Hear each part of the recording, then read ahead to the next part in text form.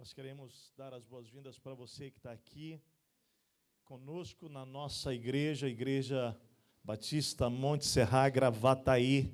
Nosso bom dia à nossa amada igreja, Monte Serra, Gravataí. Mas também quero dar as boas-vindas para a nossa igreja que está espalhada por aí, né? Nosso povo querido, em vários lugares, em várias regiões. A gente celebra a Deus porque estamos aqui em unidade, no mesmo espírito. Então, bom dia à nossa querida igreja Monte Serra, lá em Porto Alegre. Alguns se deslocaram para cá hoje de manhã.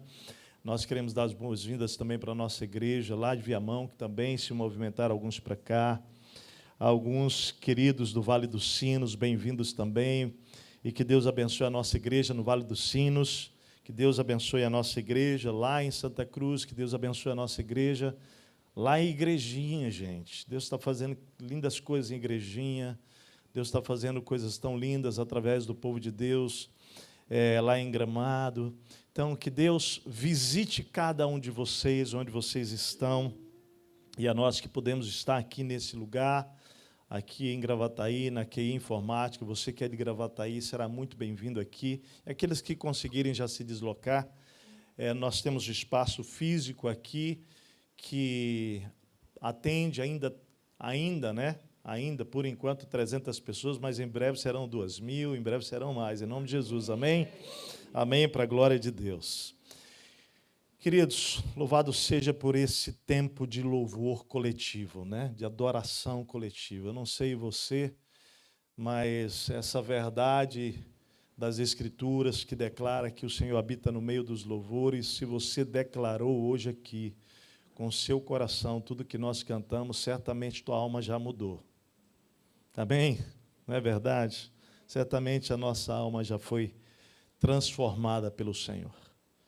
Nós queremos, antes de entrarmos no testemunho que vai introduzir nossa mensagem hoje, do nosso querido Luiz e Raquel, eu queria dar uma breve explicação a toda a igreja Monte Serra para que nós nos mantemos em unidade. Nesse tempo de desafios, de tragédia que estamos passando no nosso estado, de calamidade, mais do que nunca o que nós precisamos é estar unidos. Amém? Fala para o teu irmão aí, não deixa nada afete nossa unidade. Fala aí para o teu irmão isso. Não é? Você que está em casa, você que é parte desta igreja, eu quero dizer para você que mais do que nunca, preste atenção, eu quero dizer o que pode fazer a gente quebrar a nossa unidade. Eu quero dizer o que faz com que a unidade seja quebrada numa família, numa empresa, num casamento, num relacionamento interpessoal. O que faz a unidade ser quebrada numa igreja, sabe o que é? Pensar em você mesmo. Guarda o que eu estou te falando. O que faz a unidade ser quebrada em qualquer contexto é você colocar os olhos em você.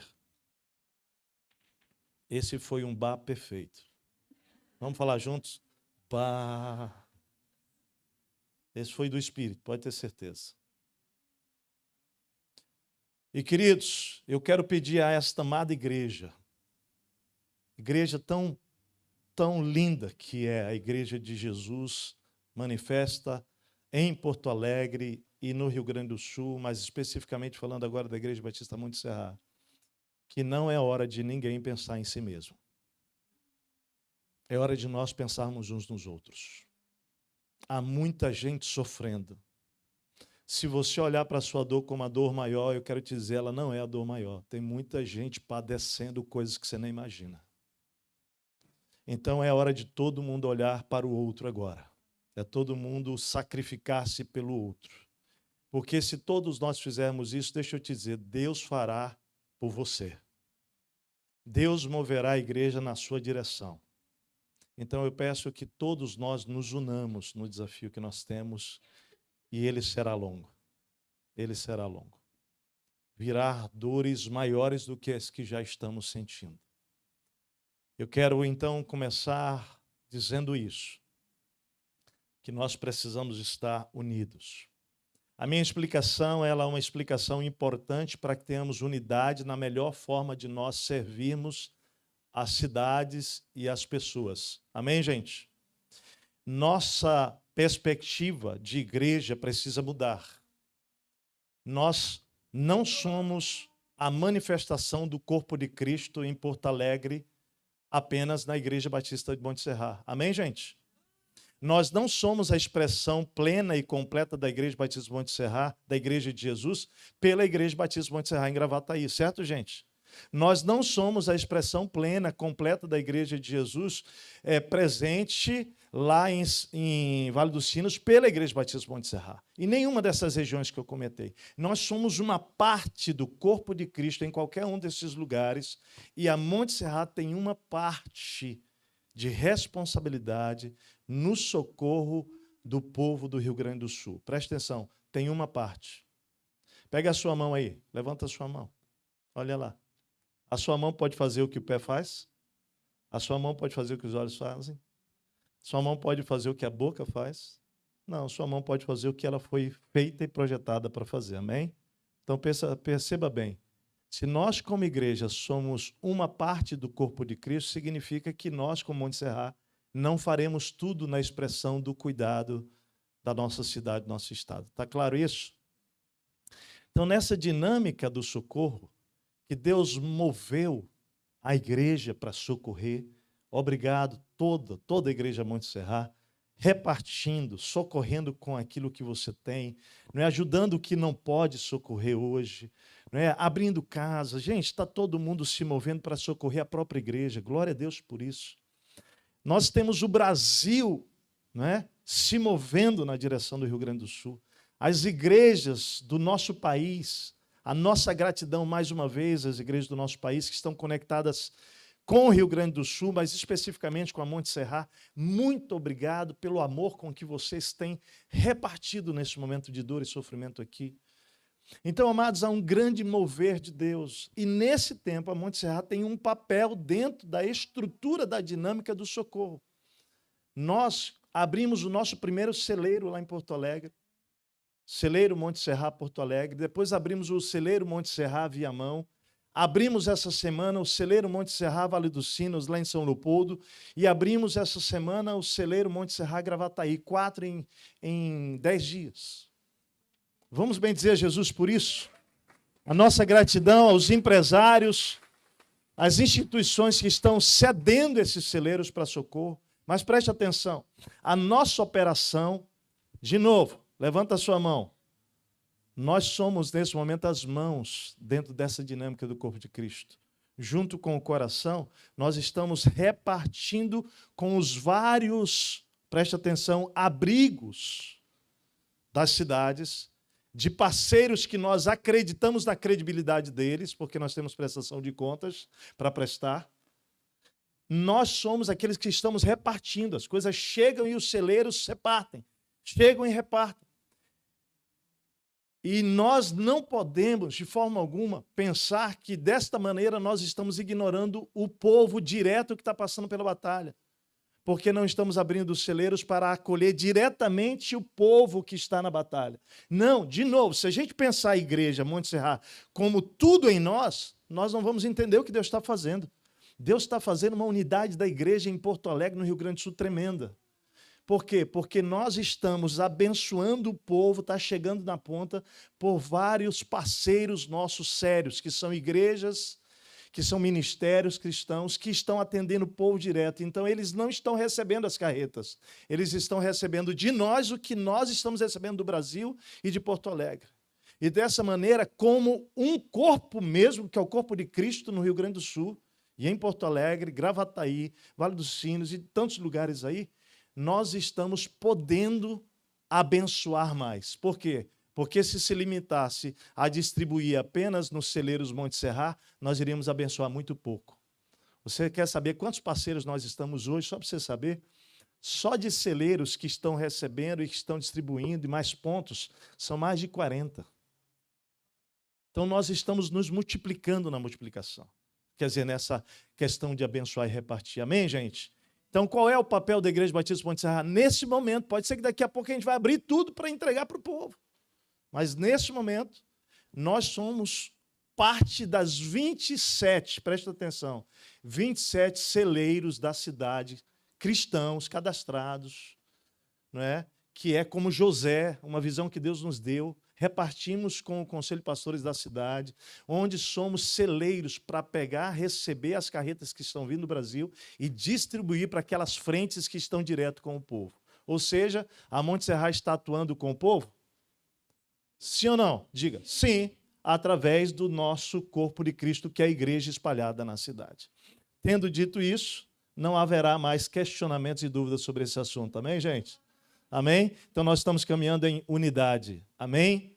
Amém, gente? E posso dizer que coisa linda é este momento da história da igreja no Rio Grande do Sul.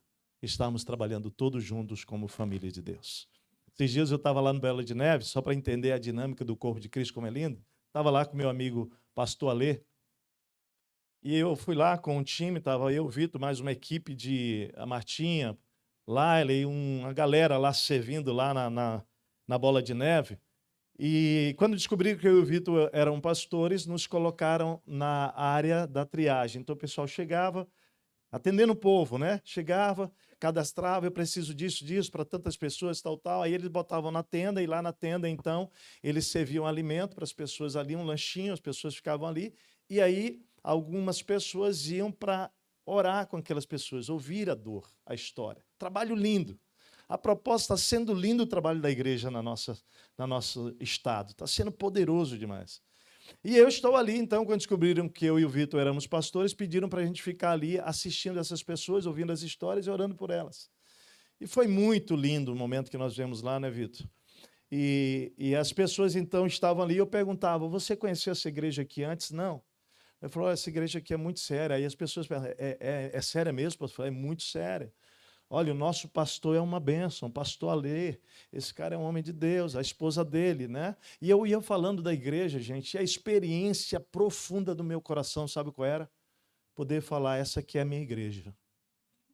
Essa aqui é a minha igreja. Esse aqui, o pastor Alê, com a sua esposa, são meus pastores. Queridos, nós não estamos na hora de levantar a placa, não. Nós temos um nome para levantar, que é o nome de Jesus. E essa é a experiência do reino de Deus.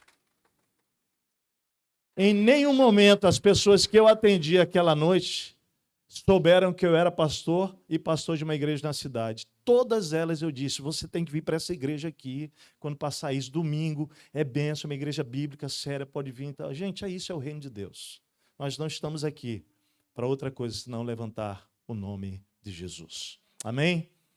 Louvado e bendito seja o nome de Jesus. Nós vamos falar hoje sobre casas faróis em meio das tragédias. E nós vamos começar por um testemunho de quem perdeu a casa, mas que continua sendo farol na cidade. Vou chamar o Luiz, com a sua amada esposa, Raquelzinha, vem aqui, querida.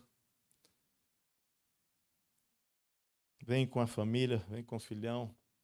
E nós vamos começar hoje ouvindo o testemunho de quem está passando diretamente pela perda de tudo. Eles perderam a casa, ficou absolutamente debaixo da água, a empresa não tem trabalho hoje, né? Então a gente vai ouvir o testemunho deles. Eu quero que a gente receba com o acolhimento do amor de Jesus, uma salva de palmas, nossos amados irmãos.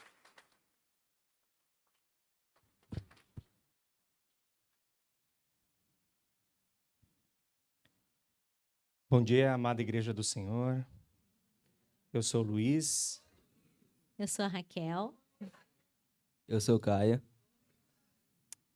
Nós somos pais do Caio e do Isaac, que está lá no Supersônicos. Somos membros dessa família e nós somos uma das muitas famílias atingidas pela enchente. Somos de Canoas, nossa casa ainda segue submersa. Nós temos entendido há muito tempo sobre o privilégio de amar com tudo que temos e somos. Nossa casa já foi refúgio para muitas pessoas. Não por causa de enchentes de água, mas pelas enchentes da vida. Sejam elas emocionais, espirituais. No mesmo dia em que saímos da nossa casa, na sexta do dia 3, nós fomos acolhidos por familiares. E no amanhecer de sábado 4, nos movimentamos para resgatar pessoas do nosso bairro com barco e caminhão. E lá vimos e ouvimos inúmeros relatos de tristeza e desespero. Seja pelo medo de não ser resgatado, seja pelo medo de perder entes, bens, animais e tudo mais. Enquanto socorríamos, o Senhor, através da igreja, já cuidava de nós em cada detalhe, sem mesmo nós sabermos ou pedirmos algo, pois num primeiro momento a vida é o que mais importava. Igreja, nós temos sido muito amados e acolhidos. Não nos sentimos em nenhum momento abandonados por famílias e casas que estão sendo faróis na nossa vida. Através de muitas ações, são ligações, são mensagem, perguntando se a gente precisa de alguma coisa, dizendo que estão orando por nós, sejam famílias que separam coisas. Separamos isso para vocês, podem usar isso. Vamos emprestar um tanquinho para vocês lavarem roupa. Vocês estão precisando de alguma coisa? Qual é o número de sapato? Qual é o número da roupa que vocês usam para a gente separar? Então, são muitas ações de casas faróis que estão nos alcançando.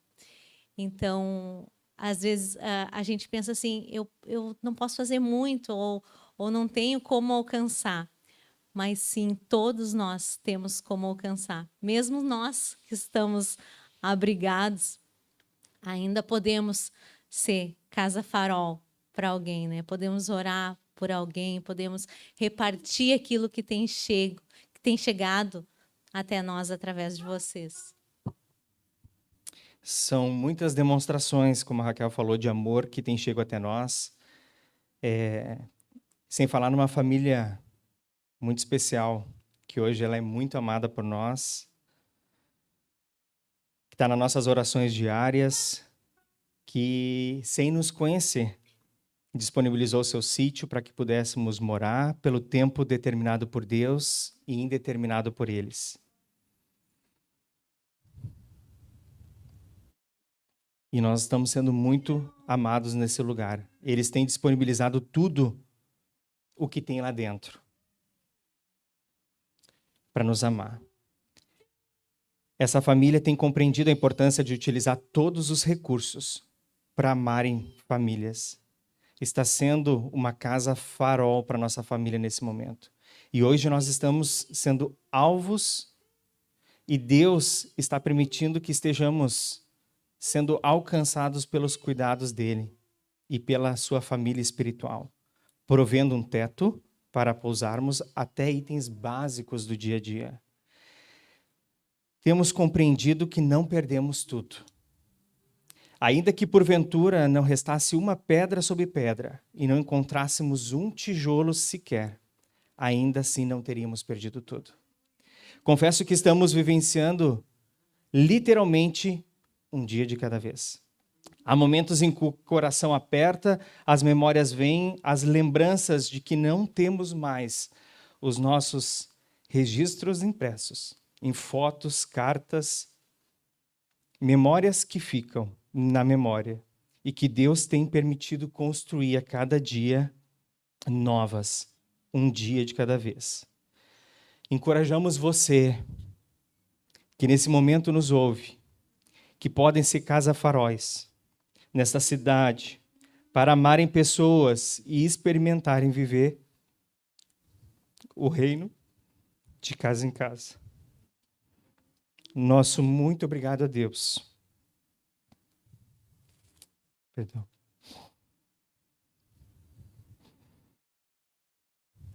A nossa família da fé,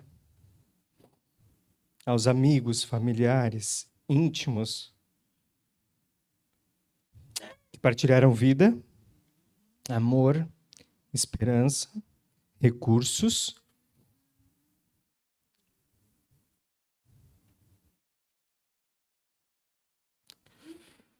para amarem tantas pessoas, e muitas delas que nem conhece. Obrigado pelas mãos nas cordas da Igreja de Jesus, mais viva do que nunca. Nós somos uma família, amada e acolhida para a glória de Deus. E finalizo com o texto: nisso todos, de João 13:25. Nisso todos conhecerão que sois meus discípulos, se vos amardes uns aos outros. Obrigado por nos ouvirem.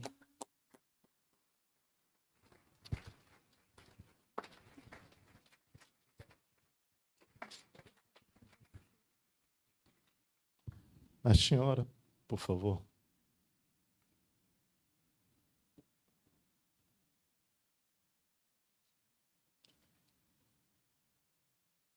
Pelo Luiz, Raquel, Caio, Isaac.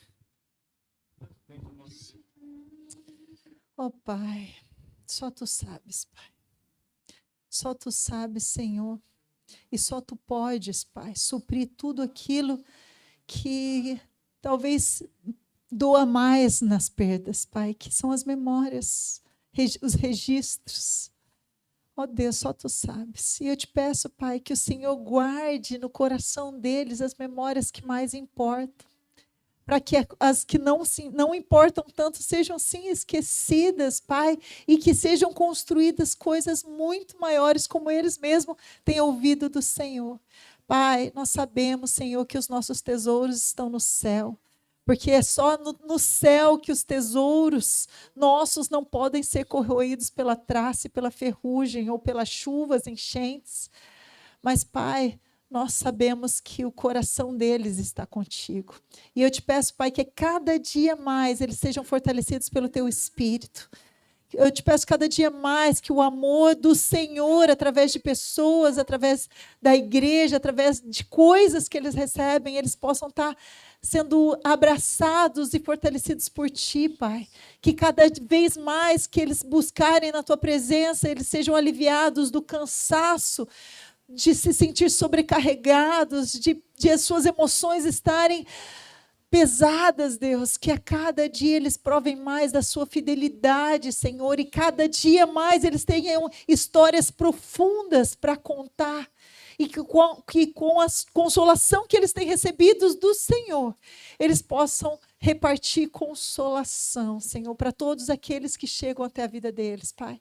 Nossos olhos não estão nas coisas, nas circunstâncias, assim como nós sabemos que os olhos deles não estão nisso, mas estão no Senhor, Pai, que fez todas as coisas, que é poderoso para fazer todas novas, Pai. Nós confiamos no Deus de Jó, que permitiu que ele perdesse tudo, mas que deu e restituiu tudo novo, para a honra e glória do Teu nome, para que diante de Satanás o Senhor fosse mais e mais glorificado através da vida dos Seus servos, Senhor.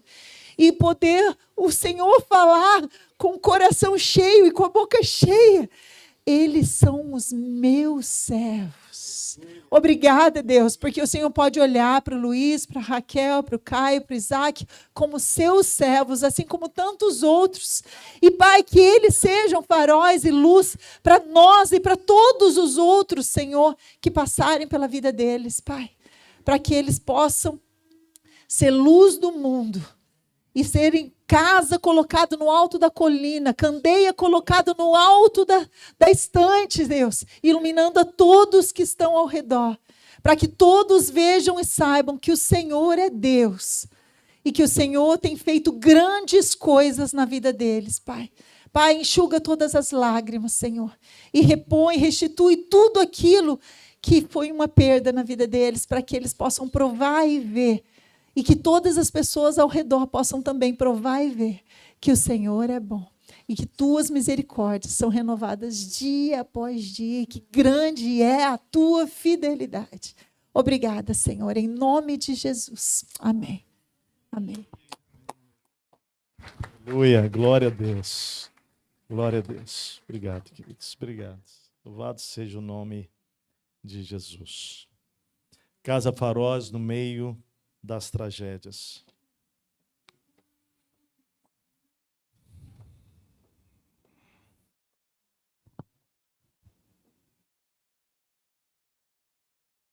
Queria começar com uma frase.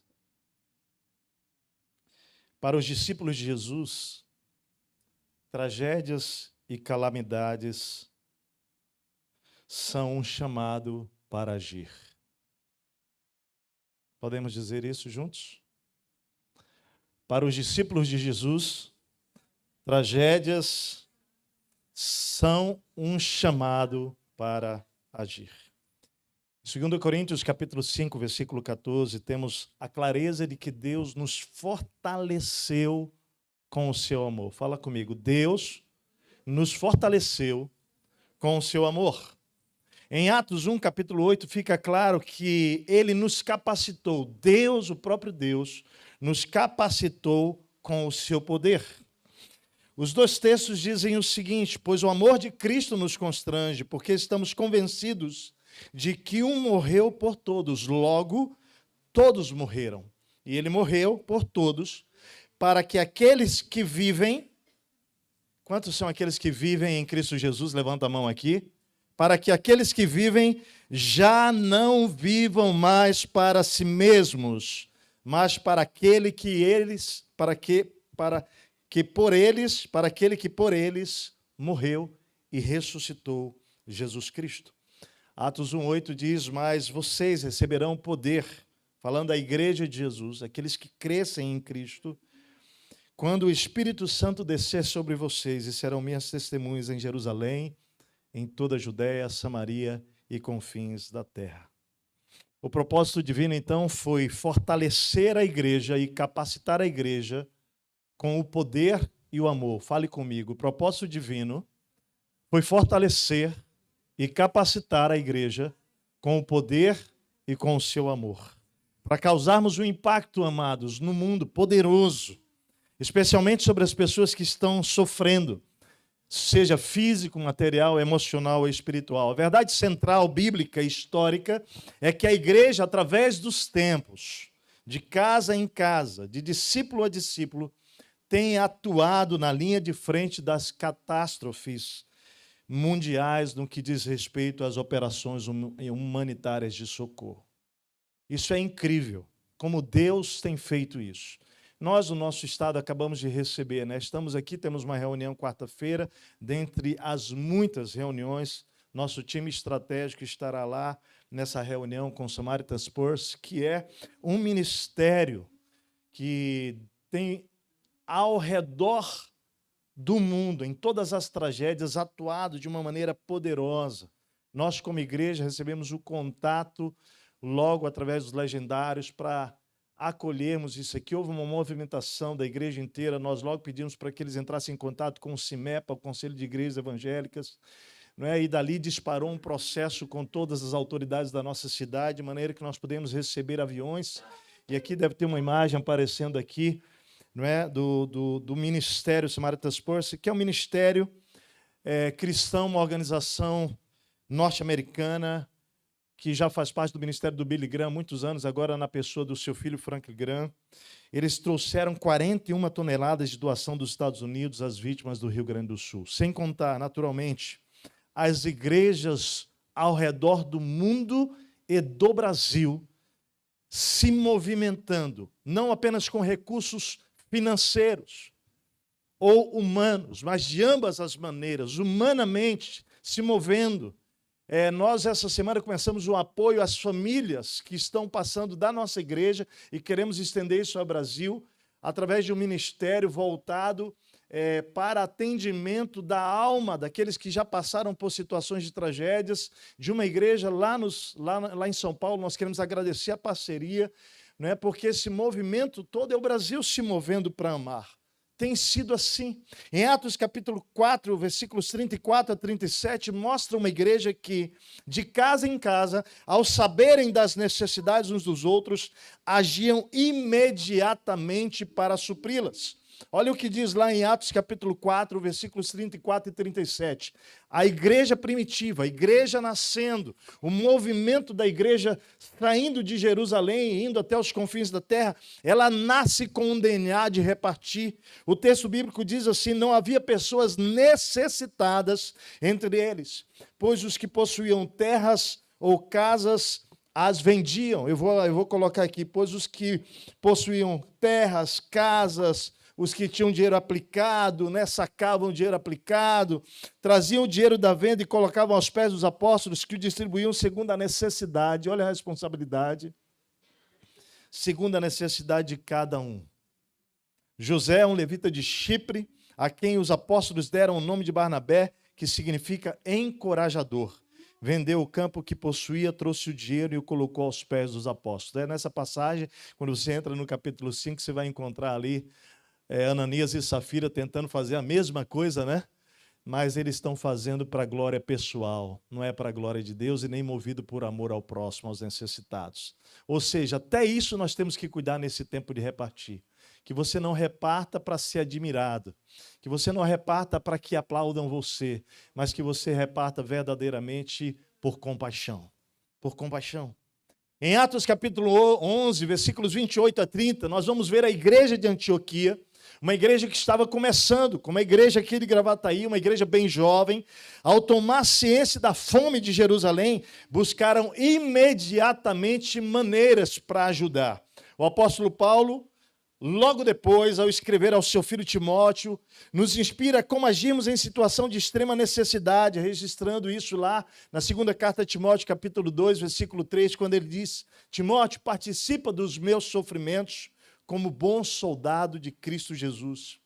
E a partir dessas bases da igreja neotestamentária, eu quero considerar 3 maneiras hoje de manhã de nós sermos casa faróis. Em tempo de tragédia, em tempo de crise, em tempo de calamidade, em tempo de escassez, sua casa, minha casa, nossa casa pode ser realmente uma casa farol. Pode trazer luz no meio dessa escuridão. E a primeira maneira é respondendo ao chamado daquele que nos alistou. 2 Timóteo 2,4 diz assim: nenhum soldado se deixa envolver pelos negócios da vida civil, já que deseja agradar aquele que o alistou. Nenhum soldado se deixa envolver pelos negócios da vida civil, já que deseja agradar aquele que o alistou.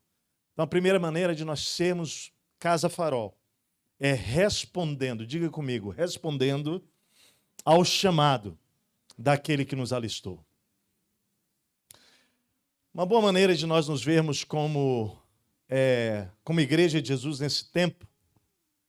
Você pode colocar esse tópico para mim, por favor, respondendo ao chamado daquele que nos alistou aqui? É nos vermos como soldados. Fala para o seu irmão aí, você é um soldado, você é uma soldada. Essa é uma maneira que a gente precisa se ver agora, como exército. Amém, gente? O exército espiritual, o exército de Deus na terra. A propósito, quando nós nos convertemos a Cristo, nós somos alistados nesse exército. Fala para o teu irmão, você não sabia que você foi alistado nesse exército na tua conversão? Novidades, é isso aí, você foi alistado. Eu fui alistado. E nós precisamos, então, estar prontos para atuar, para nos apresentarmos ao comandante desse exército, que é o próprio Cristo, que deixou a sua glória, preste atenção, deixou o bem-estar dele, deixou tudo que ele tinha e veio até nós para nos salvar. O nosso comandante já foi exemplo para nós. Ele já rompeu com a comodidade, ele já rompeu com aquilo que era a sua melhor condição possível. E veio a um mundo vil, a um mundo corrupto, deixou a sua glória, se esvaziou, o texto bíblico diz, tornou-se um de nós, Filipenses capítulo 2, a fim de que nós pudéssemos ser salvos por ele. E quando nós colocamos nossa fé em Jesus, então nós nos tornamos parte desse exército, cujo comandante é o nosso próprio Senhor Jesus Cristo. E eu quero dizer que não há folga para nós. Não há folga para nós. Na verdade, o que a gente vai entendendo é que a dinâmica de amar e abençoar, ela faz parte da dinâmica da vida de um discípulo de Jesus. E a minha pergunta para você é, você já parou para pensar que você poderia estar em qualquer lugar do mundo nesse tempo? Ei, preste atenção aqui. Você já parou para pensar que você podia ter viajado antes dessa tragédia? Você já parou para pensar que você podia estar trabalhando, vivendo em outra terra, em outro estado, em outro país? Já parou para pensar que Deus te trouxe nesse tempo aqui? Não foi outra pessoa, não foram outros. Fala para o teu irmão aí, cutuca ele e fala assim, é você, somos nós. Deus nos colocou aqui. Não importa se veio da Inglaterra. Deus nos plantou aqui, gente. Nesse tempo, se veio do Nordeste, não importa, veio lá de Minas, do Rio de Janeiro, de Curitiba, não importa de onde você veio, sem contar aqueles que são dessa terra, que podiam ter se mudado e estar vivendo em outro lugar, outro estado. Mas Deus nos plantou aqui, então preste atenção. Há um propósito nisso, amado. Há um desígnio espiritual. Não olhe para isso de qualquer maneira. Não considere no seu coração isso de uma maneira simples. Há uma verdade profunda espiritual para isso. Você e eu somos o farol nessa cidade. Há algo profundo por trás dessa verdade. Por isso eu quero dizer para você que a fala nossa lá em casa para Deus tem sido obrigado, Senhor. Obrigado. Porque o Senhor nos escolheu para estar aqui nesse tempo, Pai. Obrigado pelo temperamento que o Senhor me deu, Senhor. Obrigado. Às vezes eu digo assim, o Senhor podia ter me dado outro temperamento, agora eu estou vendo, não, tinha que ser esse. Algumas vezes eu já disse assim, Deus, podia ser o temperamento, mas é muito forte meu temperamento. Essa semana Deus falou assim, você está entendendo por que eu te criei assim, né? E também me explicou por que me deu outros temperamentos ao meu redor, porque eu precisava. Desde a minha esposa, filha, a Radassa, que está lá, a Lailinha que está aqui, cada um com seu temperamento, a equipe pastoral, nós nos complementamos. Amém? Por quê? Porque ninguém faz nada sozinho. E mais do que nunca, Deus está fortalecendo nossa equipe, nossa igreja, nosso time, e nós, cada um cumprindo o seu papel nessa dinâmica do corpo, vamos atravessar essa tempestade. Vamos, e não vamos sair piores não, amado. Deixa eu te dizer, fala para o seu irmão, você vai sair melhor dessa calamidade. Fala para ele, você vai sair melhor. Se você quiser, fala para ele, se você quiser e deixar Deus trabalhar na sua vida, vai. Agora fala uma coisa para o teu irmão aí, ó. Fala para ele, não sai do processo que Deus te colocou. Fala para ele aí. Fala para ele, não tenta fugir, escapar. Fala para ele isso. Fala para a pessoa que está do teu lado aí na tua casa, meu querido. Ei, Deus nos colocou no Rio Grande do Sul, não foge do processo. Ei, presta atenção, amado.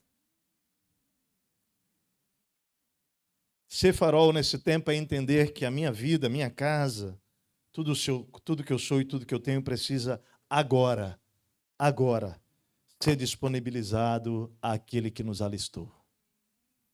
Portanto, querido, eu queria começar nessa primeira reflexão aqui, nessa primeira verdade espiritual para nós, dizer para você o seguinte: o que esse texto está dizendo é nenhum soldado se deixa envolver e perder de vista a missão. Ele está chamando nossa atenção. E nesse momento que nós estamos passando de tragédia, eu preciso te dizer o seguinte, querido, irmão, irmã, homem, mulher de Deus, discípulo e discípula de Jesus, não deixe que os negócios dessa vida impeçam você de ser farol nesse tempo. É agora. Ser farol agora. É nesse momento. E é lindo poder ver que até você que perdeu a sua casa, você precisa começar a dizer para Deus assim, Senhor, eu quero ser um farol, porque a minha casa está aqui, o Senhor habita em mim, amém? Poder fazer isso, poder testemunhar. A sua vida, você que perdeu tudo, pode ser um farol mesmo sem casa física, porque a casa espiritual está aí, viva, plena, cheia, pronta para testemunhar. Nós precisamos de pessoas que estão passando por esse cenário e que vão poder dizer, a minha esperança está mais do que nunca viva, porque eu sei quem é que deu a vida por mim. Eu sei a quem eu pertenço. A igreja tem sido esse farol nesse estado e as pessoas estão notando isso, né? Mateus 5, 14 e 16 diz assim: vocês são a luz do mundo, não se pode esconder uma cidade construída sobre um monte, e também ninguém acende uma candeia e a coloca debaixo de uma vasilha, ao contrário, coloca no lugar apropriado e assim ilumina a todos os que estão na casa. Assim, pois, brilha a luz de vocês diante dos homens, para que vejam as suas boas obras e glorifiquem ao Pai de vocês que está nos céus. É tão lindo ver a igreja se movendo. Há um vídeo do que Deus está fazendo nesse estado. E ontem nós recebemos a visita de uma família de Gravataí, parte da nossa igreja, de Igrejinha, parte da nossa igreja. Eles vivem, moram em Igrejinha, estão lá acolhendo pessoas. Estão mais de 90 pessoas lá, abençoando, ministrando. E nessa semana, a Igrejinha, como a água vem e passa, passou e lavou a cidade, né? Lavou a cidade, ela não fica dentro das casas, passou. E ouvindo ontem falando, olha, a comunidade de Igrejinha é uma comunidade muito solícita, voluntária, e foi tão incrível como rapidamente a cidade ficou limpa. Rapidamente ficou limpa. E cada um limpava a sua casa, mas aí depois já ia para a casa do vizinho, ia se juntando, e dessa maneira a cidade está limpa. E ele contando para nós ontem como uma casa que eles chegaram, ele chegou com um grupo para ajudar a limpar a casa e o homem estava muito mal, o homem daquela casa, muito abatido. E nós sabemos que é plenamente natural esse abatimento, gente, isso faz parte. E eles estavam ali limpando a casa e ao mesmo tempo compartilhando sobre Deus, e de repente aquele homem diz, mas que Deus é esse? E ele então conta para nós nesse vídeo como foi a experiência que eles viveram dentro dessa casa. É um vídeo de 50 segundos, eu queria que você pudesse ouvir o testemunho da nossa igreja servindo lá em Igrejinha, através daqueles amados irmãos.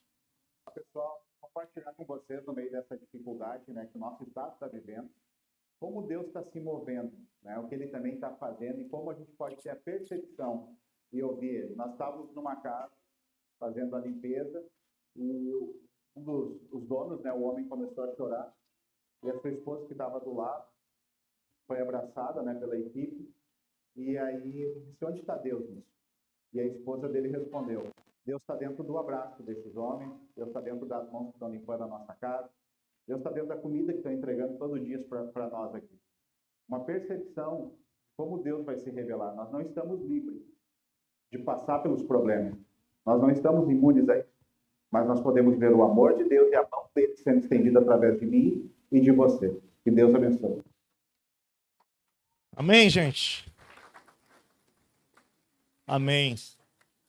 Desde aviões que estão chegando, obrigado ao Samaritan's Purse, a esse movimento do corpo de Cristo, amando, abrindo suas casas, repartindo o que tem.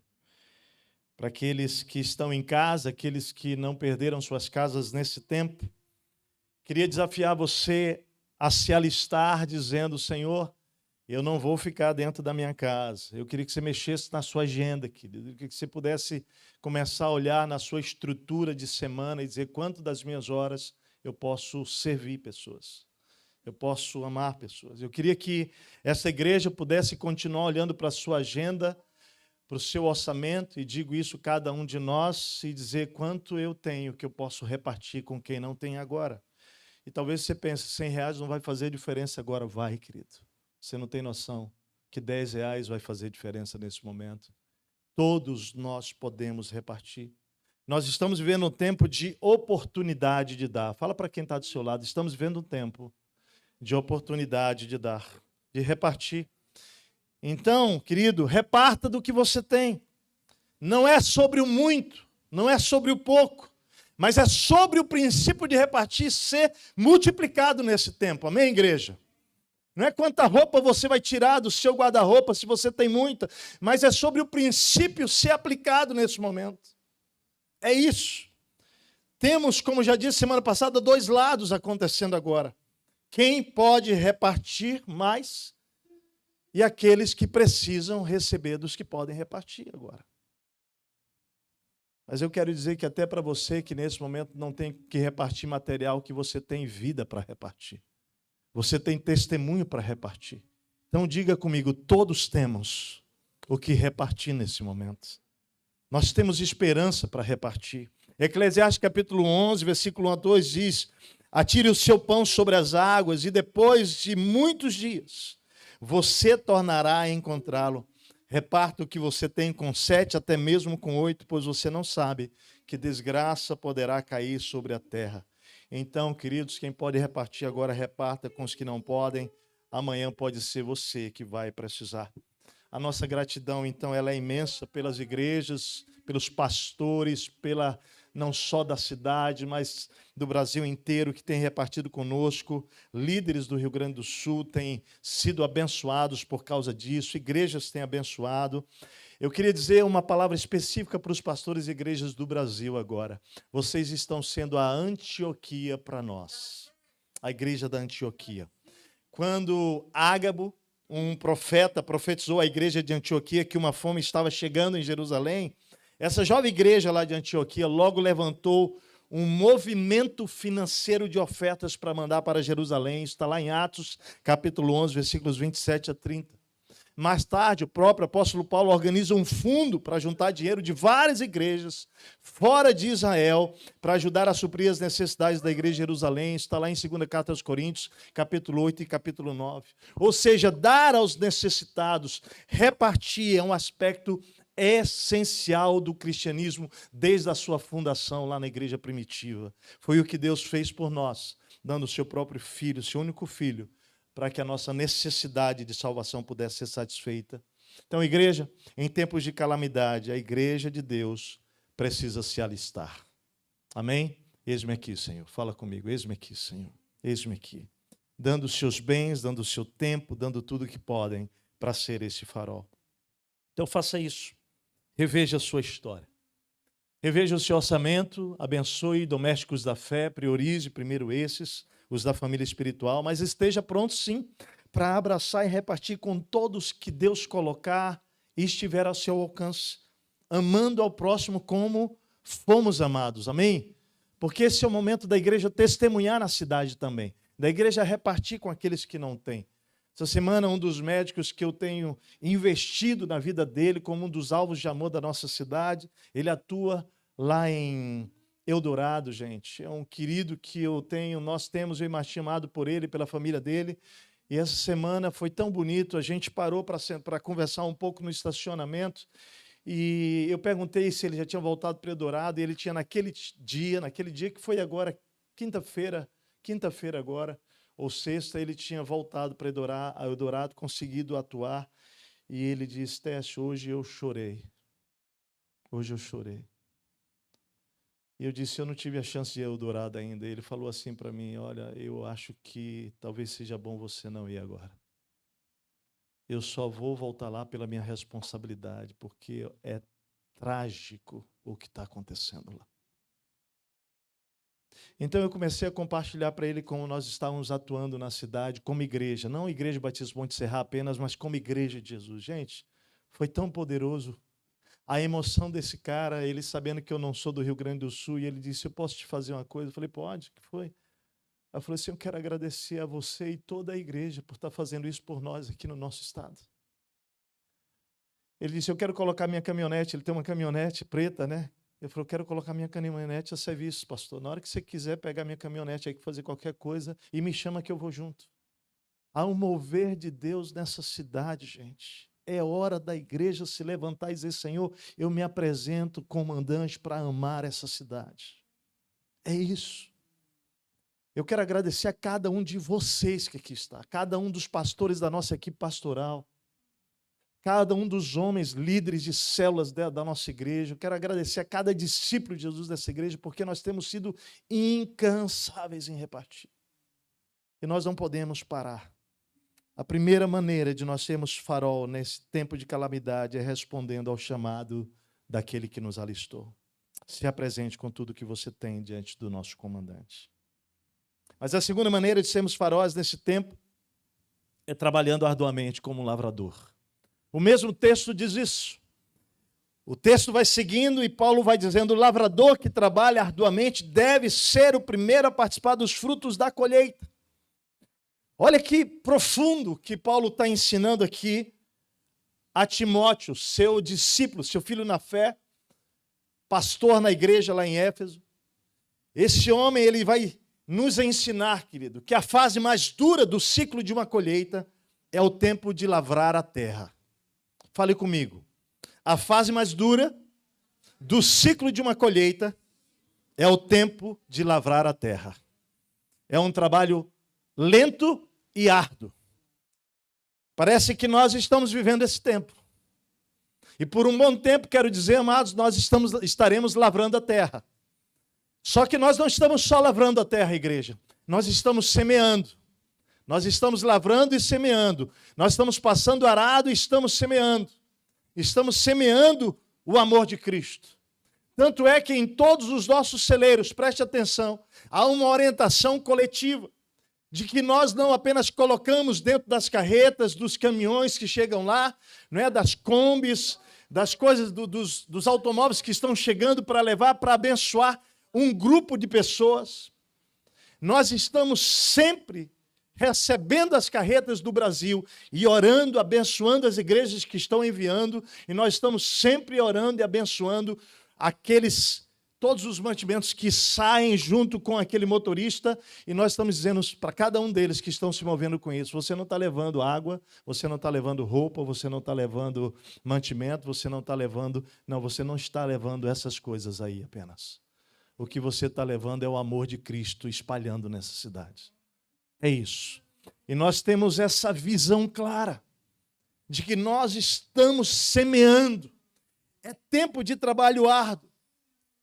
Amy Carmichael, missionária que investiu sua vida nas crianças abandonadas da Índia, ela disse o seguinte, olha o que ela disse: nós temos toda a eternidade. Olha o que essa menina incansável, que deu a sua vida lá na Índia pelas crianças, ela vai dizer sobre trabalhar arduamente. Ela diz o seguinte: nós temos toda a eternidade para celebrar nossas vitórias, mas somente algumas horas antes do pôr do sol.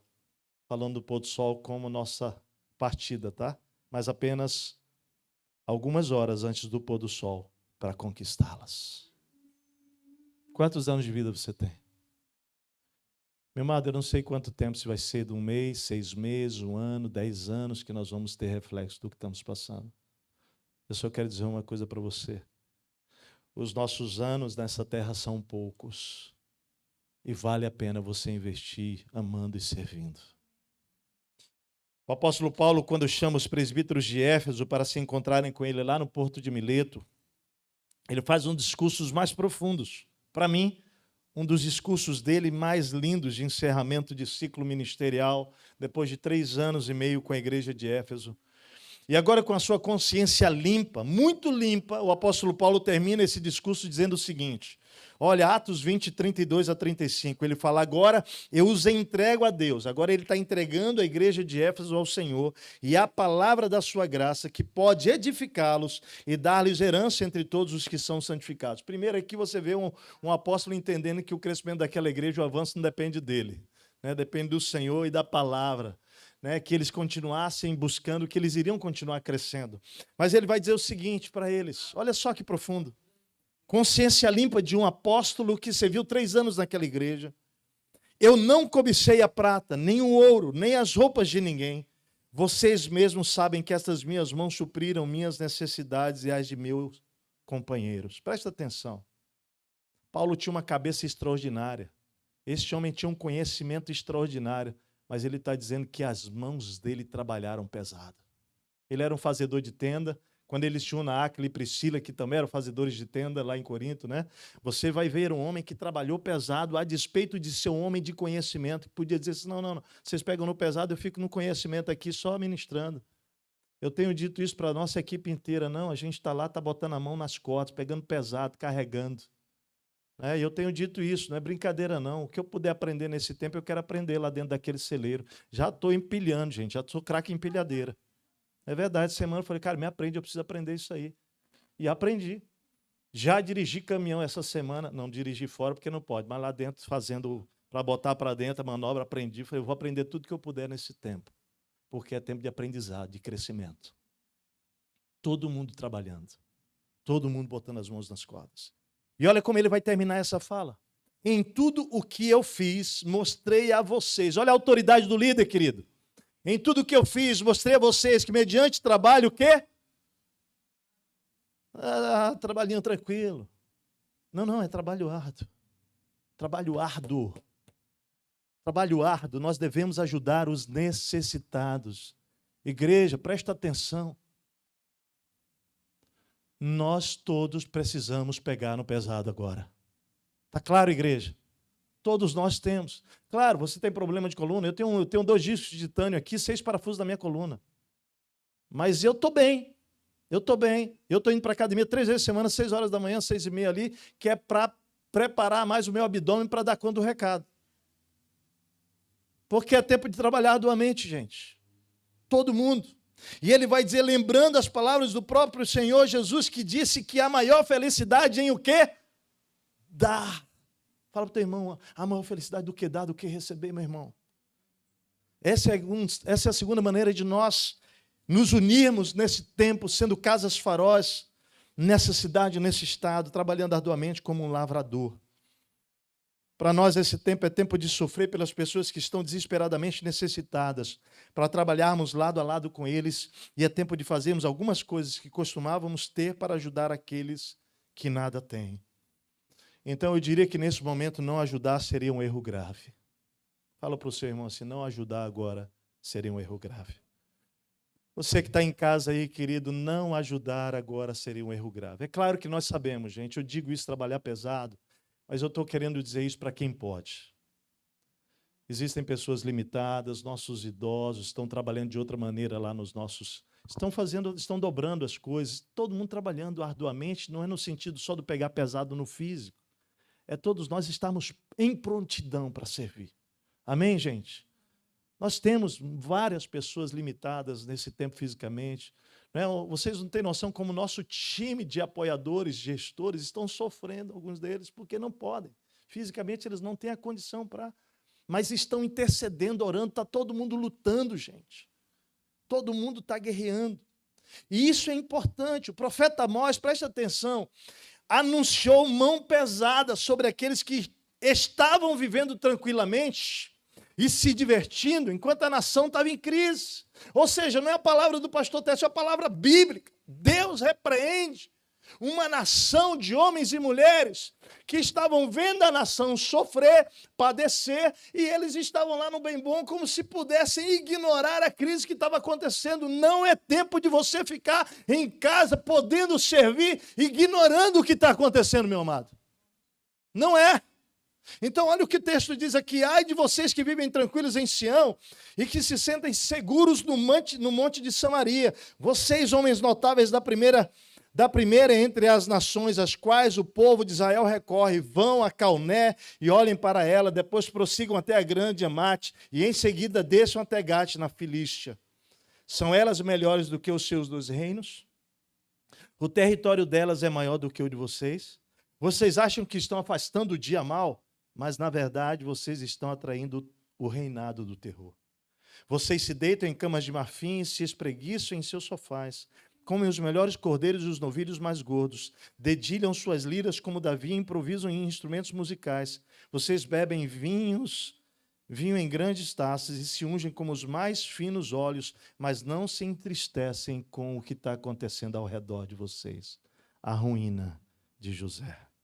Por isso, vocês estarão entre os primeiros a ir para o exílio, cessarão os banquetes dos que vivem no ócio. Cada um de nós aqui está vivendo um processo dentro dessa calamidade. A gente tem compreensão disso. Essa, então, não é uma palavra para você que não foi atingido como quem tem que carregar uma culpa. Não. Você que não foi atingido, Deus tem um processo com você. Deus tem um processo comigo. E não é para você que tem limitações e não pode estar nesse momento. Essa palavra não é para esse tipo de gente, não é. Essa palavra, querido, ela é uma palavra para aqueles que podem nesse momento socorrer, mas estão acomodados. Nós não podemos ignorar o que está acontecendo. Na verdade, todos nós precisamos agora ser sábios no uso e na administração da nossa força, do nosso recurso e do nosso tempo. Mas a exortação aqui é contra o descaso, é ignorar a situação atual que estamos vivendo como povo gaúcho. Sem contar, amados, que aqui vem uma palavra de alerta. Em 1 Samuel capítulo 11, 1, Davi, enquanto o rei ficou em casa no tempo em que os reis normalmente saíam à guerra. E você sabe qual foi o resultado? Ele acabou o quê? Dando vazão para o que não devia e pecou. O que essa passagem historicamente nos ensina é que no tempo de guerra, de crise, de calamidade, de tragédia, não é tempo de vacilar, não é tempo de ficar passivo, não é tempo de ficar omisso. É tempo de trabalhar duro como um lavrador, sabendo que, preste atenção, as bênçãos virão.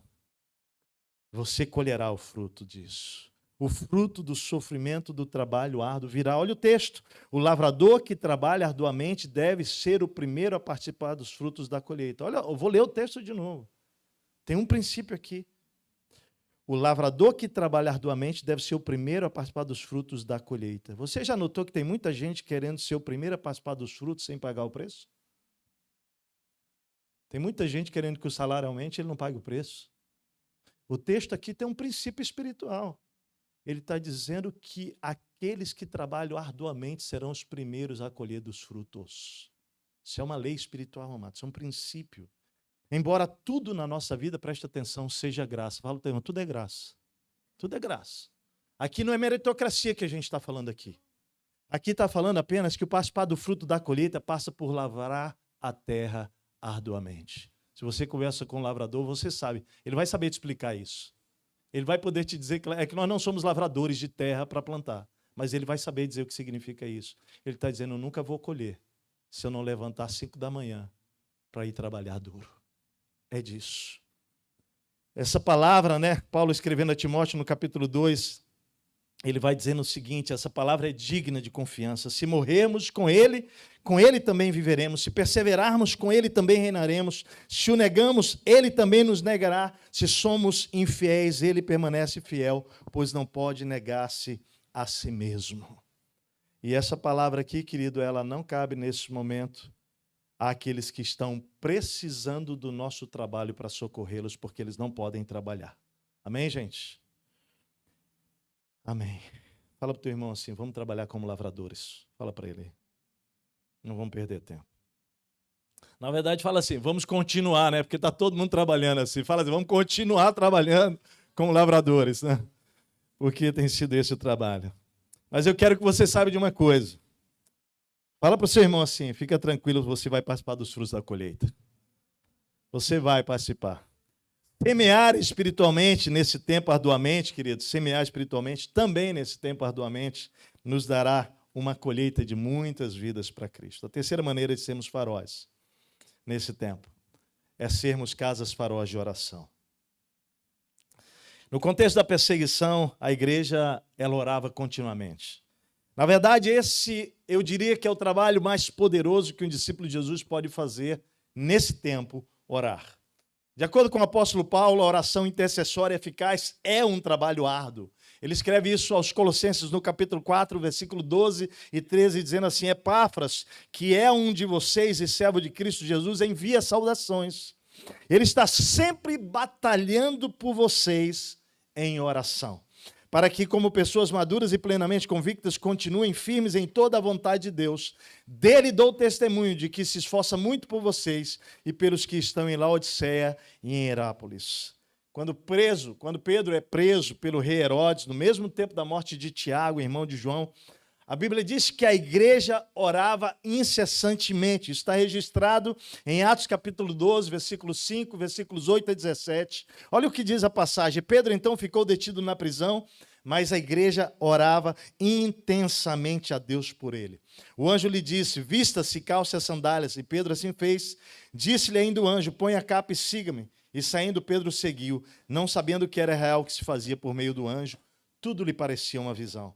Passaram a primeira e a segunda guarda e chegaram ao portão de ferro que dava para a cidade. Esse se abriu por si mesmo para eles e passaram. Tendo saído, caminharam ao longo de uma rua e, de repente, o anjo deixou. E agora, o que a gente faz? Então Pedro, caiu em si e disse: agora sei, sem nenhuma dúvida, que o Senhor enviou o seu anjo e me libertou das mãos de Herodes e de tudo que o povo judeu esperava. Percebendo isso, ele se dirigiu à casa de Maria, mãe de João Marcos. João, também chamado Marcos, onde havia muita gente reunido e estava o quê? Pedro bateu a porta do alpendre e uma serva chamada Rode veio atender. Ao reconhecer a voz de Pedro, tomada de alegria, ela correu de volta sem abrir a porta e exclamou: Pedro está à porta. Eles, porém, lhe disseram: você está fora de si. Insistindo ela em afirmar que era Pedro, disseram-lhe: deve ser o anjo dele. Mas Pedro continuou batendo e quando abriram a porta e o viram, ficaram perplexos. Mas ele, fazendo-lhe sinal para que se calassem, descreveu como o Senhor o havia tirado da prisão e disse: contem isso a Tiago e aos irmãos. Então saiu e foi para outro lugar. Nesse contexto aqui, a gente vai ver a casa de Maria, mãe de João Marcos, como uma casa farol de oração, intercessão. E o que a gente vai ver nesse contexto de uma casa farol, ou de casas, não é? Que são faróis na cidade, é que nós vamos colher milagres. É que milagres acontecerão.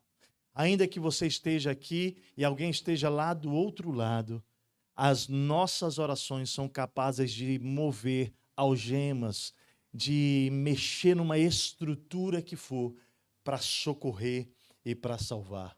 Paulo, quando ele escreve aos Colossenses aqui, ele orienta então a igreja exatamente a estar atenta em oração, a orar, até mesmo por ele, para que Deus lhe abrisse portas para proclamar o Evangelho. No versículo 2 e 3 do capítulo 4 de Colossenses, ele diz assim: dediquem-se à oração, estejam alertas e sejam agradecidos, ao mesmo tempo orem também por nós, para que Deus abra uma porta para a nossa mensagem, a fim de que possamos proclamar o mistério de Cristo pelo qual estou preso. Igreja, nesse tempo de amar, de cuidar, de repartir, de abrir as casas, é tempo de nós orarmos uns pelos outros para que Deus nos dê a palavra certa para proclamarmos o Evangelho de Cristo Jesus. Nós não podemos perder a oportunidade nesse tempo. Olha, igreja, presta atenção. A sociedade inteira se uniu para socorrer. Mas não é toda a sociedade que pode dar mais do que socorro material. É a igreja quem pode dar o amor que muda, que dá esperança, que transforma. É a igreja que proclama um Cristo vivo, um Cristo que ressuscitou e que proclama uma vida eterna para aqueles que estão padecendo nesse momento. A igreja tem uma voz de esperança, a única voz que precisa ser proclamada e que não pode deixar, melhor dizendo, de ser proclamada nesse tempo, é a voz do Evangelho de Cristo Jesus. Nós estamos orando como igreja todos os dias, 19 às 20 horas. Nós chamamos esse tempo de pare tudo para clamar. Fale comigo, pare tudo para clamar. Vamos falar bem juntos isso? Pare tudo para clamar. Tem sido, nesses primeiros dias, muito difíceis, realmente, parar tudo para conseguirmos estar ali unidos em oração. Até nós mesmos, pastores, estamos designando a equipe em momentos específicos, mas o objetivo nosso, pastores, inclusive, é que nós mesmos pausemos nesse momento, todos nós, junto com toda a igreja, para orar de 19 às 20 horas. Um dia os homens, no outro dia as mulheres. Intercalando, no dia os homens, no outro dia as mulheres. Clamando ao Senhor por misericórdia. Clamando ao Senhor para que o Senhor tenha misericórdia de nós. Clamando ao Senhor verdadeiramente, querido, para que seja um tempo de salvação.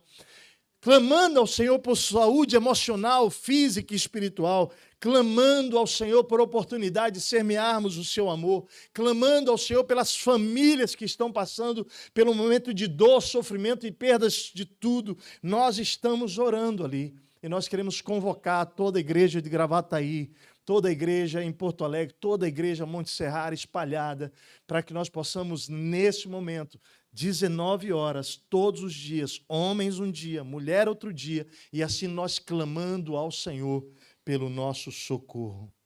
Sabe qual é a beleza da oração? A beleza da oração é que qualquer pessoa pode fazer isso de qualquer lugar. Amém? Ninguém pode nos impedir. E sabe qual é a beleza de Jesus? É que não tem idade para orar. Crianças podem orar, idosos podem orar, adolescentes podem orar, jovens podem orar. Gente, agora em que nós estamos reunidos aqui, a parte da nossa equipe pastoral com a igreja de Porto Alegre, que está dentro de um dos nossos celeiros, para descarregar 2 carretas. Uma chegou às 9h30, outra chegará a 12h30. Está todo mundo trabalhando. Nós estamos aqui vivendo este momento da palavra, da unidade, do encorajamento, porque nós precisamos manter a igreja toda em unidade, não é? Na palavra e pela palavra, de visão nesse tempo. Mas nós precisamos estar fortalecendo uns aos outros todo o tempo. Todo o tempo, nós precisamos clamar. Uma das coisas bonitas é que, queridos, não importa se você está de cama, em casa, enfermo, não pode levantar, está aí, você pode clamar daí de onde você está, amém? Se você não tem força física para colocar as mãos na corda nesse tempo, mas você fique de casa clamando, intercedendo, guerreando em oração. É tão lindo ver, o Zé Luiz estava no hospital com a Evelyn até esses dias, voltou para casa o Zé Luiz, viu gente? Glória a Deus, nosso querido Zé Luiz, um dos nossos apoiadores. Mas, gente, o Zé Luiz, nas nossas reuniões que a gente estava fazendo para resolver um monte de coisa, lá do hospital, ele entrava lá no hospital para participar daquelas reuniões. Ele entrou do hospital para as reuniões de oração, ele estava lá o tempo inteiro ligado. Passou 43 dias no hospital, ou 48. Não há lugar para que possa nos impedir de estar em clamor ao Senhor. Amém? Quando há crises locais, regionais, nacionais ou mundiais, os discípulos de Jesus e suas casas se tornam faróis de oração. O rei Jeosafá, enquanto rei, olha só, o rei enfrentou uma invasão de uma grande multidão de estrangeiros e a Bíblia diz que ele teve medo. Ele teve medo. Ele foi tomado por uma angústia. No entanto, a Bíblia vai nos mostrar que a resposta imediata do rei Jeosafá foi buscar ao Senhor e apregoar um jejum em todo Judá. Em todo Judá. A gente fica olhando para a história bíblica e diz, eu esperava que esse rei convocasse e preparasse um exército para a guerra. Mas ao invés disso, a primeira iniciativa daquele rei é convocar todos ao jejum e a uma reunião de oração para orar. Sabe qual é o resultado daquilo? Deus responde dando vitória poderosa ao rei. Isso me leva a refletir profundamente. Isso deve nos mover, igreja. Nesse momento em que estamos passando tão sério e dramático, que a mais importante ação da igreja nesse tempo continua sendo orar, clamar a Deus, buscar ao Senhor, interceder. Quero concluir. Nós falamos sobre as 3 maneiras de sermos casas faróis nesse tempo de crise. Respondendo ao chamado daquele que nos alistou, trabalhando arduamente como um lavrador e sendo casas faróis de oração. Mas eu recebi um artigo na sexta-feira. E esse artigo, para mim, ele foi muito forte, muito interessante, porque ele fala sobre a solidariedade cristã nas tragédias da humanidade ao longo da história.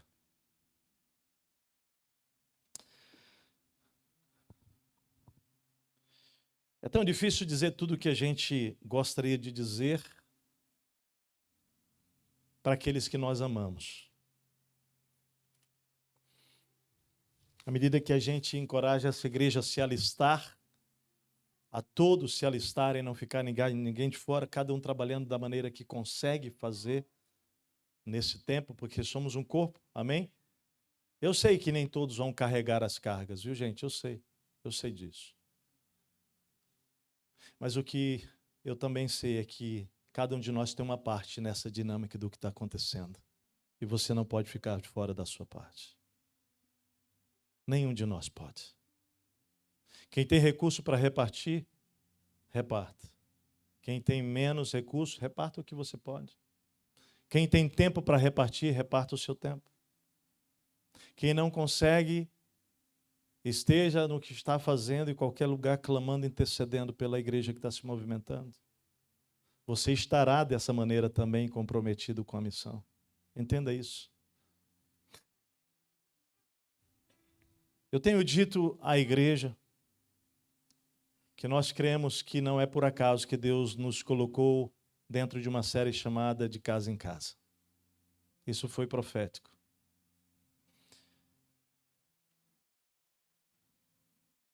Nós temos entendido, e digo isso como parte da liderança espiritual cristã, posso dizer de Porto Alegre, mas posso dizer do Rio Grande do Sul,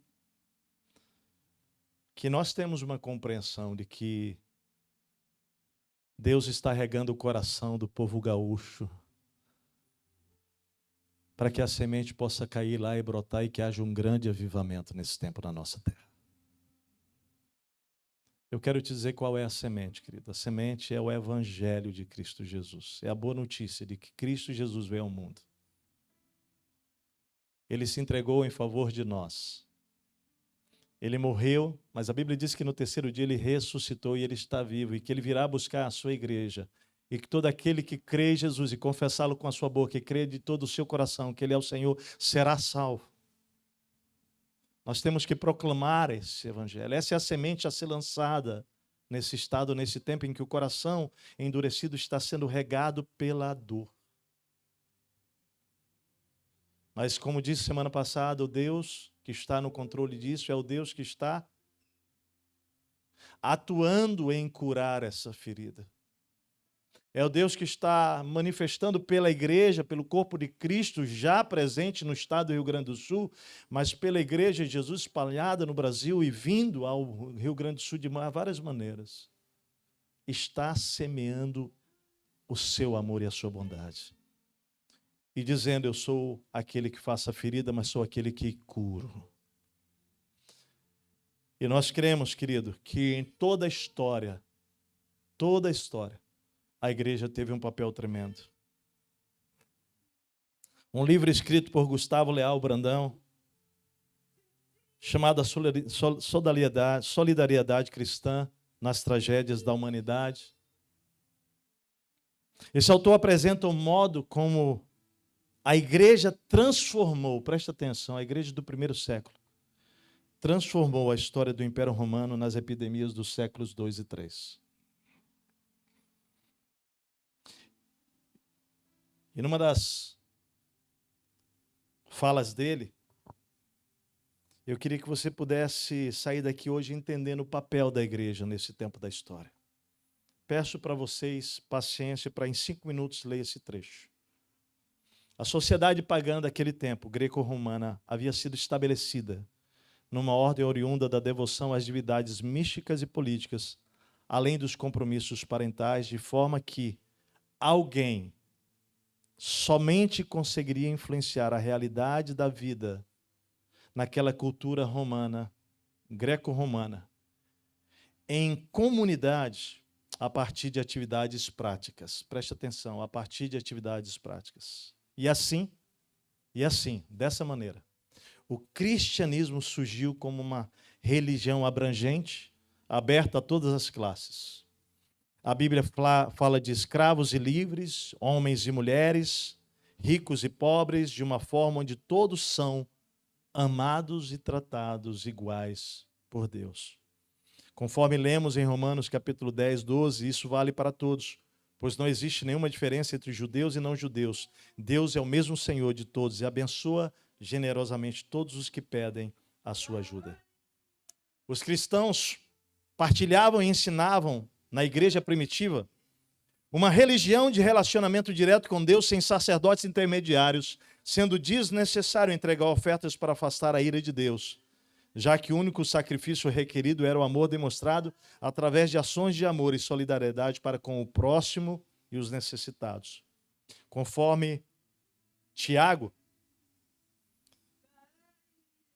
para Deus, o Pai, a religião pura e verdadeira é esta: ajudar os órfãos e as viúvas nas suas aflições e não se manchar com as coisas más deste mundo. Dessa forma, ser um discípulo de Jesus ou ser uma igreja cristã é, na essência, estabelecer um relacionamento com Deus, construindo relacionamentos com as pessoas, com o próximo e, principalmente, prioritariamente, com o próximo mais necessitado. Nesse contexto, no exercício do amor cristão direcionado às pessoas, esteve a chance, olha que lindo, nesse contexto romano, no exercício do amor cristão direcionado às pessoas, esteve a chave do crescimento do cristianismo e do seu tremendo impacto na sociedade do Império Romano. Ao final do século II, ano de 180, o imperador Marcos Aurélio e praticamente um terço da população veio a falecer devido à epidemia de varíola.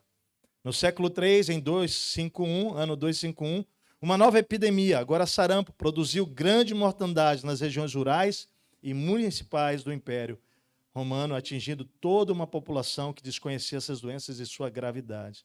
Nesse sentido, a fragilidade e desestruturação do Império Romano nesses períodos tem sido percebida tanto por questões morais e invasões à região, como por uma realista questão de saúde pública, essas duas epidemias. Embora historiadores não incluam no estudo inicial do avanço do cristianismo essas epidemias, quando você vai ler a história da igreja, isso não está lá incluído na história. Preste atenção. Os pais da igreja, os pais, Cipriano, Dionísio, Eusébio, dentre outros, afirmam que as epidemias contribuíram mais para a causa cristã do que provavelmente qualquer outra coisa para o avanço da igreja. Análises sociológicas observam que quando ocorre um grande número de mortes em determinada sociedade, isso afeta e arruína os laços sociais que agregavam os cidadãos, de modo que a população, pagando o império, veio a sofrer gravemente durante as epidemias, devido à perda dos seus vínculos de relacionamento. Enquanto isso, olha o contraponto. A rede de solidariedade, amizade, amor prático e ajuda dos cristãos, não só entre os cristãos, mas para com os gentios, ofereceu tantos novos vínculos pessoais aos que perdiam os familiares, como apoio nas necessidades, e dessa forma, os gentios foram sendo convertidos, os pagãos, à nova mensagem ao Evangelho de Cristo Jesus, de uma maneira muito natural. Nesse contexto, os cristãos entendiam que a melhor resposta era dedicar-se à boa prática dos mandamentos de Deus. No caso, desenvolvendo uma ética relacional cristã de adorar a Deus, amando ao outro e servindo ao outro. A igreja cristã incipiente, nova, estava começando, demonstrou que a convicção da salvação deve ser expressa por meio de ações de solidariedade e ajuda ao próximo, conforme determinava o centro de sua fé, amar a Deus amando ao próximo. As tragédias epidêmicas ocorridas no Império Romano nos primeiros séculos depois de Cristo se tornaram uma situação real para os discípulos de Jesus. E eles reagiram conforme a sua fé. Fala comigo, eles reagiram conforme a sua fé. Pois tanto os cristãos como os pagãos deveriam buscar sobreviver diante da grave realidade. A fuga das cidades não significava salvação, pois nem sempre havia para onde ir, sendo que as explicações místicas e filosóficas diziam que as tragédias eram oriundas da sorte, enquanto também não davam qualquer sentido e significado para o que acontecia, gerando o sentimento geral de desesperança, frustração e ressentimento. Mas os discípulos de Jesus, apesar das suas tristezas, conseguiam pensar e agir de forma diferente. Eles criam que havia sentido e significado para tudo.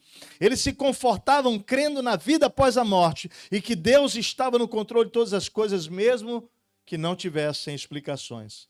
O bispo Cipriano de Cartago ensinou aos cristãos que era um momento de avaliação da vida e valores, enquanto também não deveriam ter medo da morte, mas estar convictos de que a coroa da vida os aguardava. Hoje de manhã eu já ouvi de quem perdeu casa aqui, dizendo para mim assim, pastor, a gente percebe que precisa de bem menos para viver.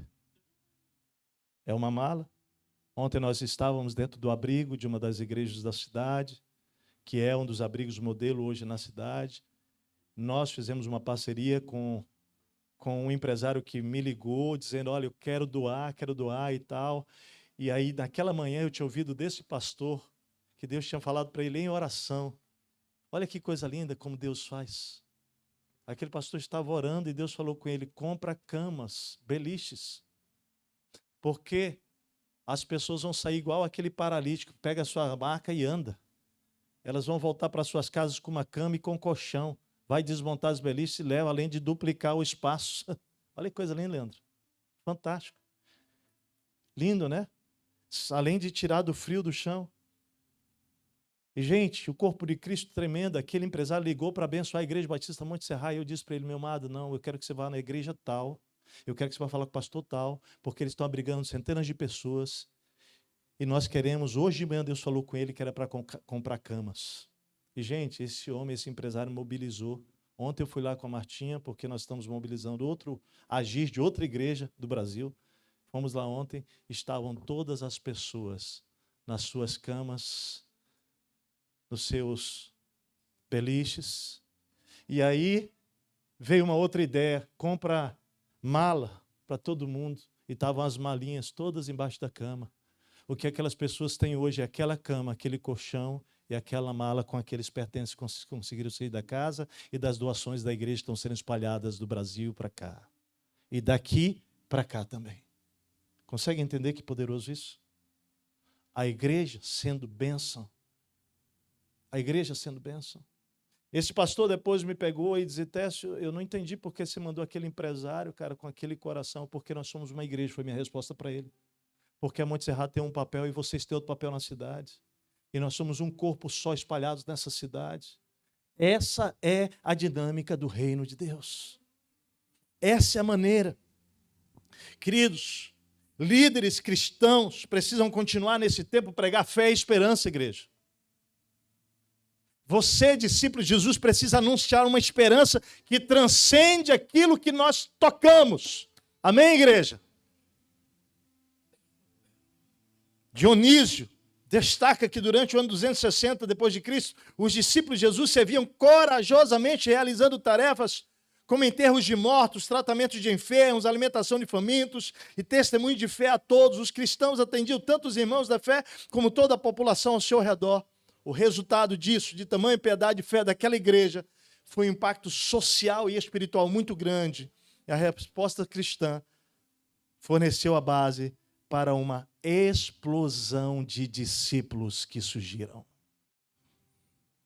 Sabe qual foi a quantidade de mortos naquelas duas epidemias na população? 15 a 20 milhões de pessoas. De modo que os sobreviventes encontravam na rede social cristã uma alternativa viável. Porque o Estado tinha sido desmontado completamente. Mas a igreja estava lá. Nessa semana, numa reunião com o prefeito, vários pastores da cidade, nós estávamos presentes lá com o Monte Serra também. Nós dissemos algo para o prefeito. A propósito, vamos orar pelas nossas autoridades do nosso estado, querido, todos os nossos governadores. Eu peço à igreja, não é hora de nós lidarmos com questões de ideologia política agora. É hora de nós orarmos pensando na dor do próximo. Amém, igreja? Orando pelas autoridades. Nós podemos ali falar para o prefeito de que, ainda que outras organizações que estão aí levantando bandeira o ano inteiro no país não se apresentem nesse momento, a igreja não vai abandonar o barco, não. Que a igreja vai ficar até o fim. Que ele podia contar com a igreja. Porque a igreja faz isso por um compromisso altíssimo com aquele que já nos salvou. A motivação da igreja, ela não é política, a motivação da igreja, ela é pura, ela é amar ao próximo como Cristo nos amou. Essa é a única motivação da igreja, não parar no meio da tragédia, no meio da calamidade, abrir casas faróis espalhadas. Pessoas se tornam essas casas ambulantes na cidade e no estado. Sabe por quê? Porque há uma motivação única. Nós vamos espalhar e espelhar, fale comigo, espalhar e espelhar o amor que nos alcançou, o amor de Cristo. Essa é a base forte do nosso conteúdo do Evangelho.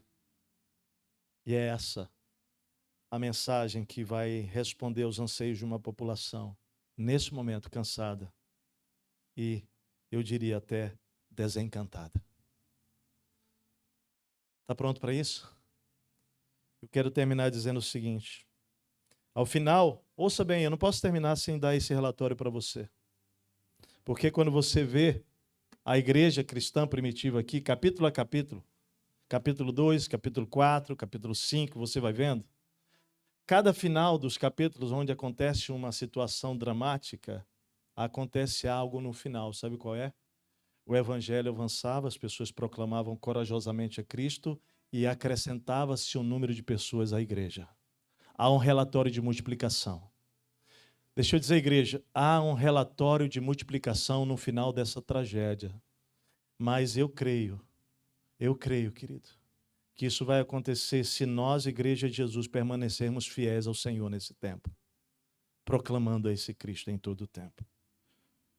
Eu preciso terminar o relatório da seguinte maneira. Ao final dessas duas epidemias, por causa desse diferencial de mortalidade, os cristãos que antes conviviam na proporção de ouça bem, os cristãos que viviam na proporção de 1 para cada 50 pessoas que não eram discípulos, que não criam em Cristo.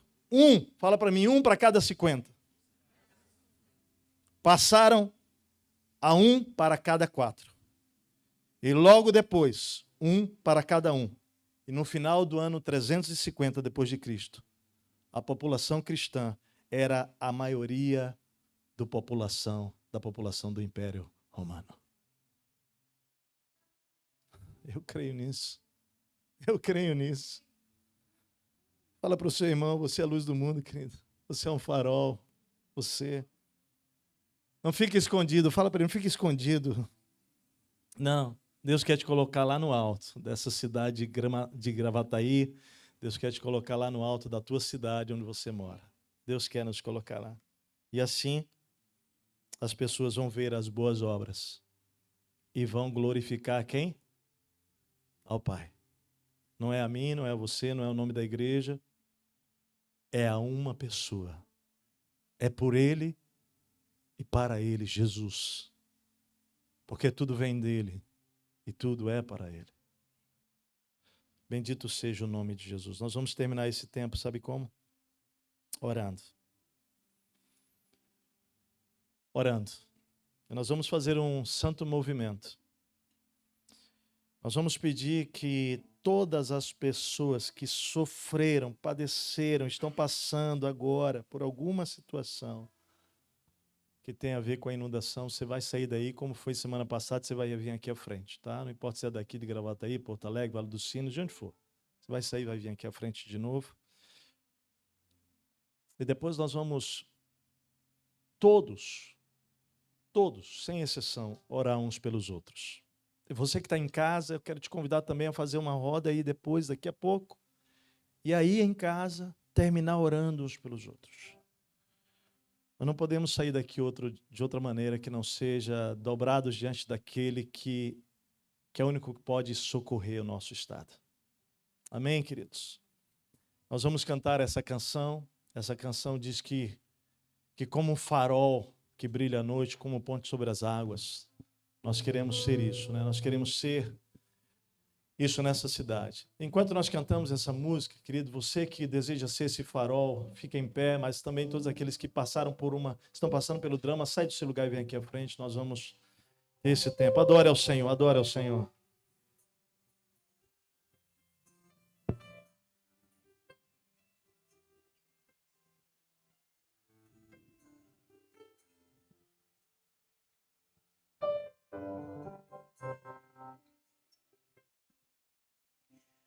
Sonda-me, Senhor,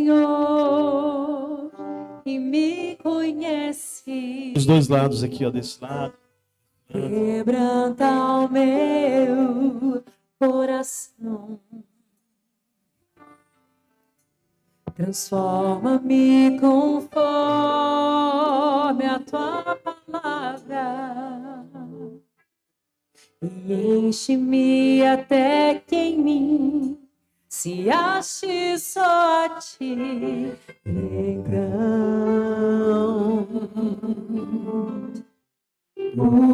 usa-me, Senhor,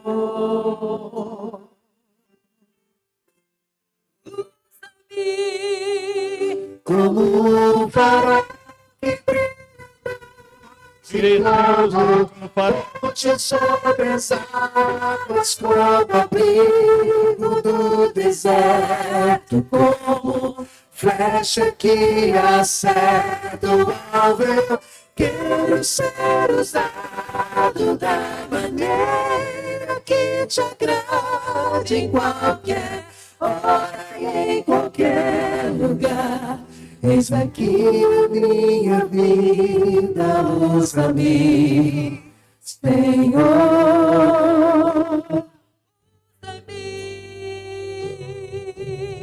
Sonda-me, Senhor, e me conhece. Quebranta o meu coração. Transforma-me conforme a tua palavra. E enche-me até que em mim se ache só a ti. Então,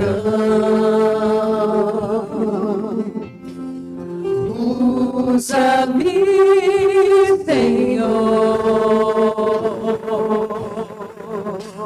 Usa-me como um farol que brilha à noite, como ponte sobre as águas, como abrigo no deserto, como flecha que acerta o alvo. Eu quero ser usado da maneira que te agrade, em qualquer hora e em qualquer lugar.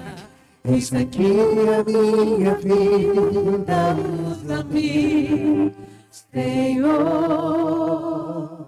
usa-me. Amém. Talvez você esteja em casa ou na casa de alguém agora, mas você também tenha sido atingido diretamente por essa inundação. Vocês que estão aqui, a palavra de Deus na segunda carta aos Coríntios, capítulo 4. Diz que nós temos um tesouro em vasos de barro, para mostrar que este poder que a tudo excede provém de Deus. Há algo sendo revelado neste momento através da vida de cada discípulo de Jesus que está passando por isso. Há algo. Deus deseja nesse momento da história e de maneira muito forte na história de cada discípulo que está passando por isso, revelar um poder que transcende, que nós não temos para lidar com isso. Posso imaginar, apenas imaginar, a sensação de muitos de vocês que não sabem o que será o amanhã, do ponto de vista nem de como as casas estão, se vai ter casa, trabalho e tudo mais. E talvez nesses 17 dias que passaram até aqui, a sensação seja, eu não sei se a gente vai aguentar mais um dia, como vai ser mais um dia, como vai ser mais um dia. Mais um dia e mais um dia. Mas eu quero dizer uma coisa para vocês. Há um poder sendo revelado nesse momento. Nós vamos testemunhar e vamos ouvir o testemunho de cada um de vocês que vai olhar para trás depois e vai dizer, olha, eu não sei como eu cheguei, mas eu só tenho uma explicação. Foi o poder de Deus que se manifestou nesse vaso de barro, porque é um tesouro. Há um tesouro dentro de vocês que não se compara a nenhum dos tesouros dessa terra. A nada. E o texto diz assim, o que nós já cantamos. De todos os lados somos pressionados, mas não desanimados. Ficamos perplexos, mas não desesperados, desanimados, não. E ele termina dizendo, por isso, nós não desanimamos. Embora exteriormente estejamos a desgastar-nos, interiormente estamos sendo renovados dia após dia. Não tem sido assim? Dia após dia, dia após dia. Pois os nossos sofrimentos, leves e momentâneos, estão produzindo para nós uma glória eterna que pesa mais do que todos eles. Assim fixamos os olhos não naquilo que se vê, mas naquilo que não se vê. Pois o que se vê é transitório e o que não se vê é eterno. Nós vamos orar com vocês que estão aqui, mas nós vamos orar entre nós também. Nós vamos orar em casa entre nós também. Nós vamos fazer uma dinâmica diferente, nós vamos liberar os nossos músicos aqui também, nossos ministros, nós vamos colocar uma música de fundo, uma música mecânica, porque nós vamos terminar orando uns pelos outros. E nós vamos fazer uma coisa diferente hoje, porque semana passada nós oramos por vocês, mas hoje vocês vão orar entre vocês, vocês que foram atingidos diretamente. Eu vou pedir que famílias se unam aqui 2 a 2, em 4 pessoas, em 6 pessoas, e a gente possa orando as próprias famílias que estão passando por isso, porque a dor de vocês, ela é semelhante, e vocês podem expressar um ao outro essa dor e serem ministrados pelo Espírito um pelo outro. E nós vamos, como igreja, orar também. E os pedidos de oração serão esses, pelas famílias, não só a família da nossa igreja, mas as famílias atingidas do nosso estado, todas elas. Que o Senhor renove, que o Senhor derrame graça, que o Senhor sustente, que o Senhor se revele nesse tempo. Pela saúde emocional, física e espiritual de todas essas pessoas. Porque precisamos orar dessa maneira. Orar pelas cidades atingidas e os governantes das cidades e os movimentos de reconstrução. Amém, gente? Vamos lembrar de orar por isso. Precisa de muita sabedoria, de muita graça, né? E orar para que nós possamos semear o Evangelho de Cristo e que esse Evangelho frutifique no coração do nosso estado. Amém? 4 motivos de oração. Eu vou repetir aqui. Pelas famílias desabrigadas, todos, ok? Pela saúde emocional, física e espiritual de todos. E aí vamos orar pelo nosso estado todo, né? Porque aqueles que não foram atingidos diretamente precisam de saúde para ajudar os outros também. Amém? Vamos orar pelas reconstruções da cidade, autoridades, que Deus tenha graça e sabedoria, inteligência e estratégia, né, para tudo isso, e vamos orar para que as sementes sejam lançadas nesse estado e que haja uma grande colheita de discípulos. Vou botar mais um quinto que eu não posso deixar. Pelo Brasil. Gratidão por tudo que Deus está fazendo chegar aqui, que é o amor dele por meio da igreja brasileira e até daqueles que não são parte da igreja. Agradeça também quanto isso.